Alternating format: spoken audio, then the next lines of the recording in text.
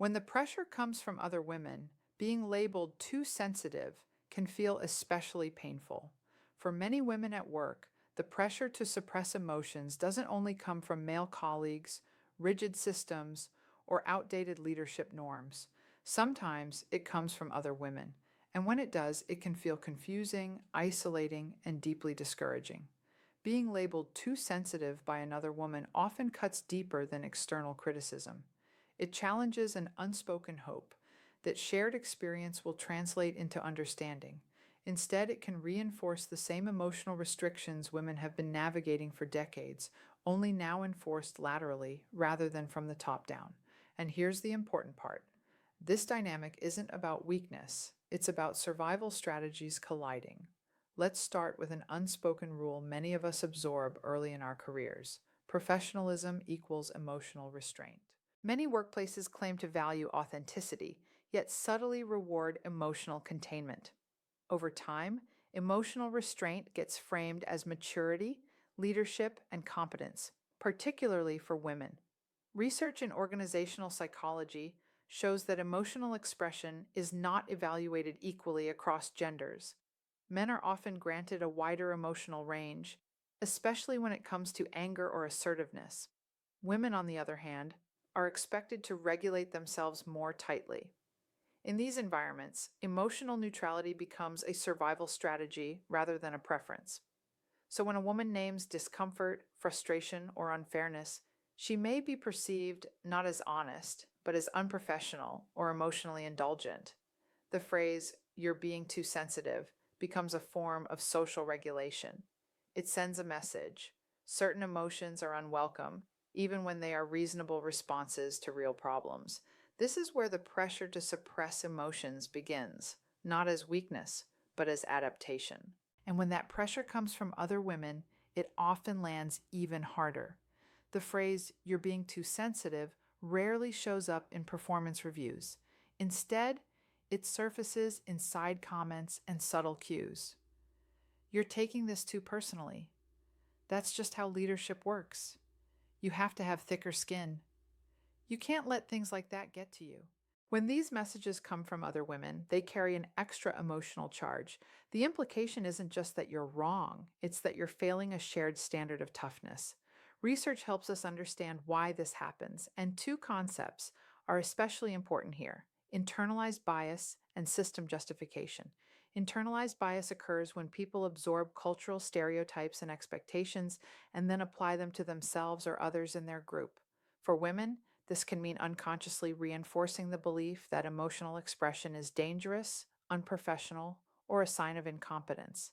Studies on internalized sexism show that women may judge other women more harshly for behavior that violates gender norms, especially in professional environments where credibility feels fragile.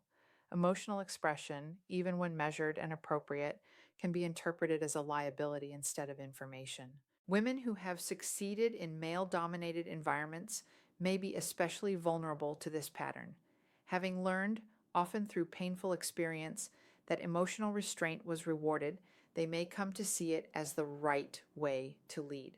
When another woman expresses frustration or names discomfort, it can feel threatening, not personally, but structurally. This isn't about malice, it's about survival norms quietly becoming moral norms.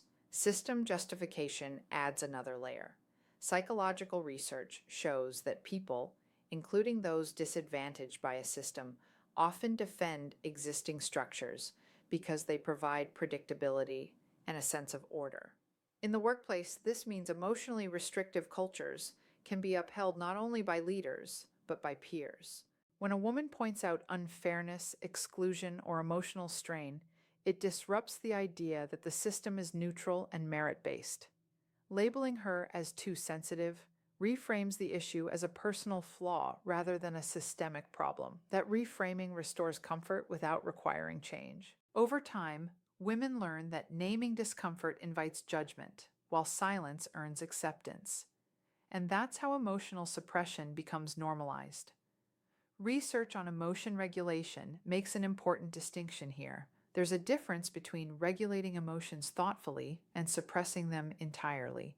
Suppression Pushing feelings down after they arise can be useful in short bursts, but when it becomes habitual, studies link it to increased stress, emotional exhaustion, and burnout.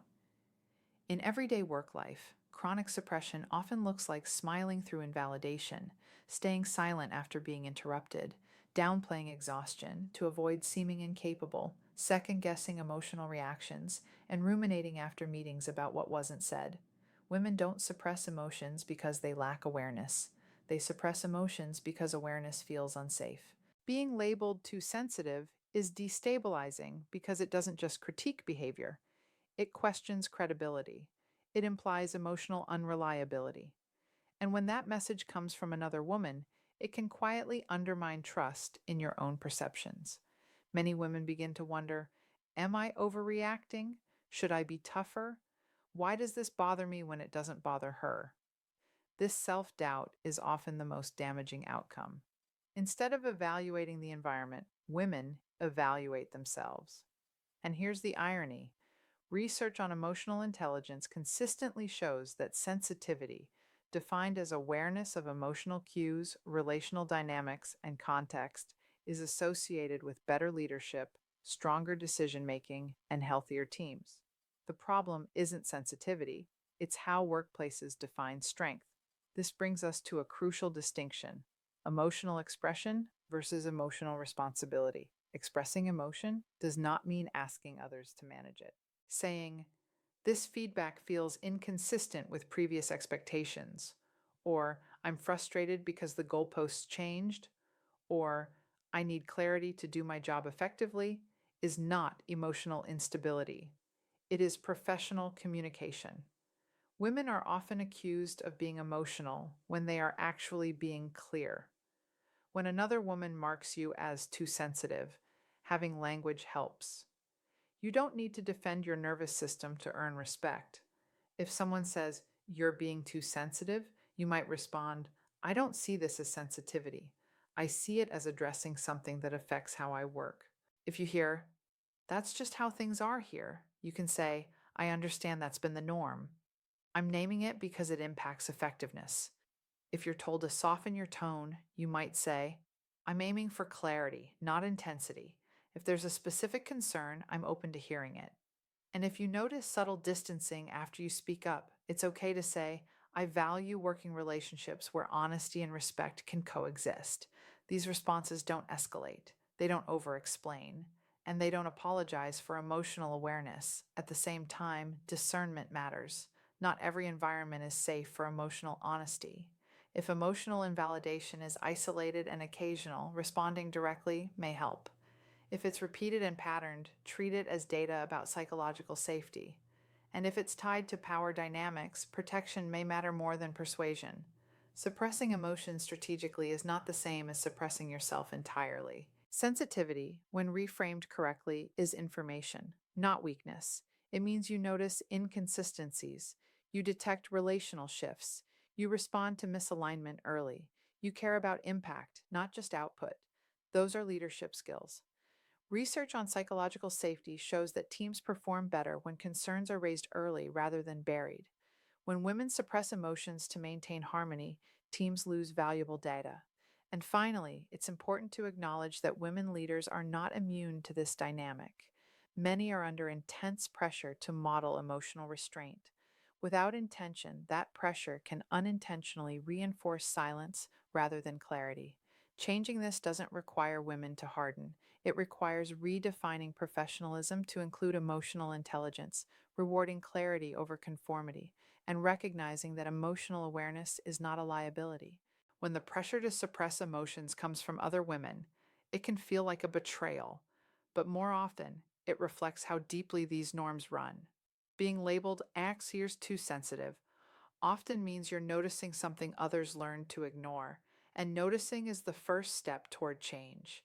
You can be composed and honest, calm and direct, professional and human. You don't need to harden to lead. Grab my free leadership workbook, 5 Steps to Communicate with Calm, Clarity, and Confidence at powerofpeacefulness.com. Until next time, take a deep breath, embrace the present moment, and keep walking your path to peace.